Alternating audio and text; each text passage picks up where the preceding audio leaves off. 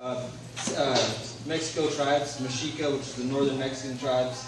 I'm also a Wailaki, which is the tribes here right above right Coblo area, in that area. My grandmother's Wailaki, so I'm part of that too. So I derive from quite a bit of different tribes. But today I'll be dancing the Northern Plains grass dance style, and I'll be explaining what certain things mean and certain moves, what I'm doing. I'll be explaining with that. So the Northern Plains, this is a map of the North America, and these are all the Indians that live in North America, plus there's quite a bit that are missing from here. But in the middle area, North Dakota and South Dakota, and down a little bit into Missouri, in that area, that's where this dance comes from.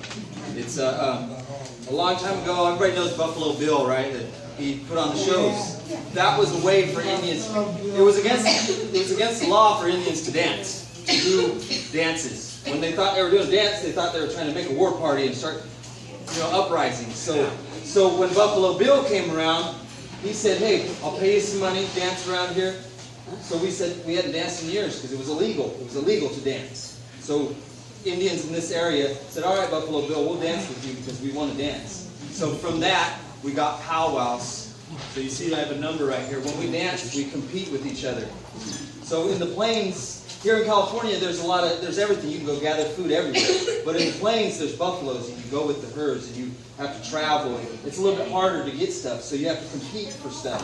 So in the plains tribes, we compete, and we still compete today with our numbers. We do little dance competitions, and there's first, second, third place. So that's our way of modernizing our competition way. Of course, I'm Cherokee also, which is east.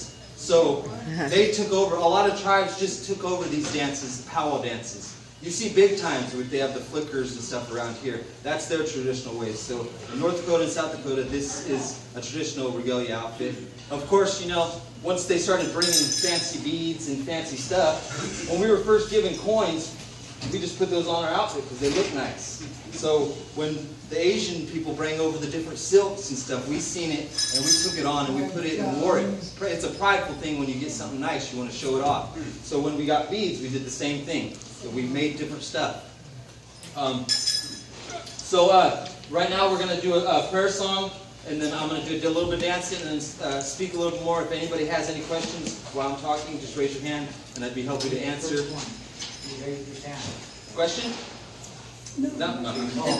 Well, once we do the first dance, I'll do a brief about my regalia, and then we'll do one more song, and then end it with a little prayer.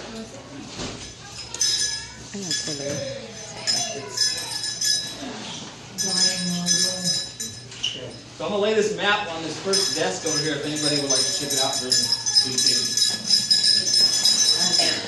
The bells are to wake the spirit up.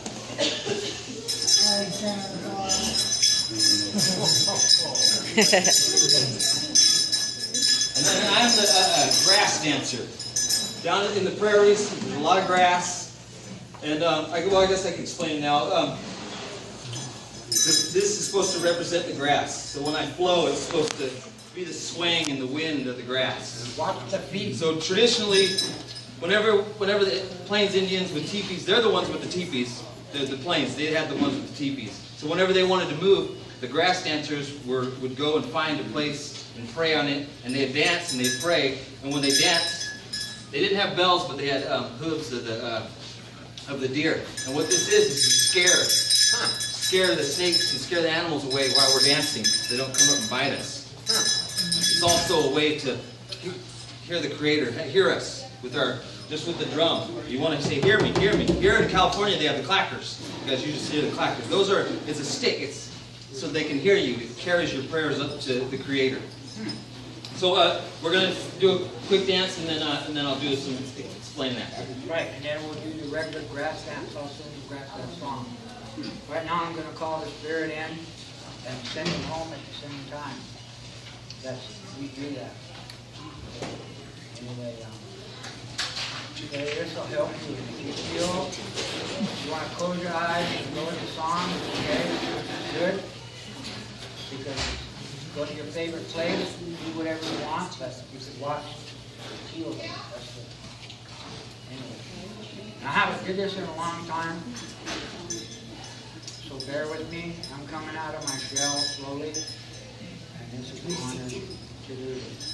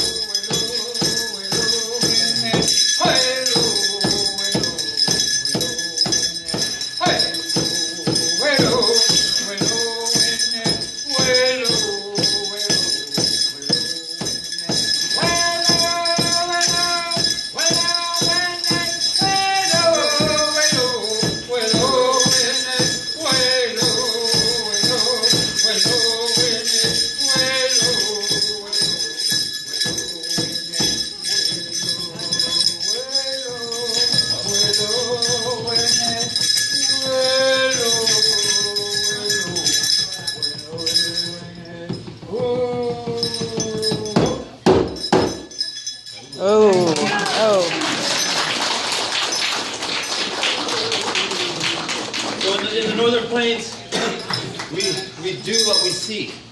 So there's what they call a prairie chicken in the plains.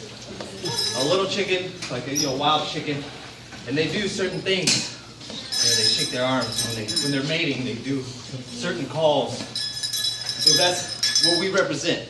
The deer, when the deer walk around, stuff, they look around. They're always alert. Deers are always, they want to make sure to hear and see everything. So those moves are what we see. We do what we see. So the animals, the different animals, even the quail, as the quail are movers. Quail won't ever stop and go, I'm going to turn around. The quail always moves forward. So there's certain moves that we do that represent that. So like I was saying, Buffalo Bill, everybody knows the whole Buffalo Bill, or Buffalo Bob, or he was a way for Indians to dance again, because before that it was illegal for Indians to dance, to do their prayer and their ceremony. So with that became the powwow. And then later on, big times for the California Indians, Northern California Indians. So it was a way for us to get out there. Like I was saying, the bells represent sound so the Creator can hear, and for just the animals, the snakes and stuff, get out of there, scare them off when we're doing our prayer.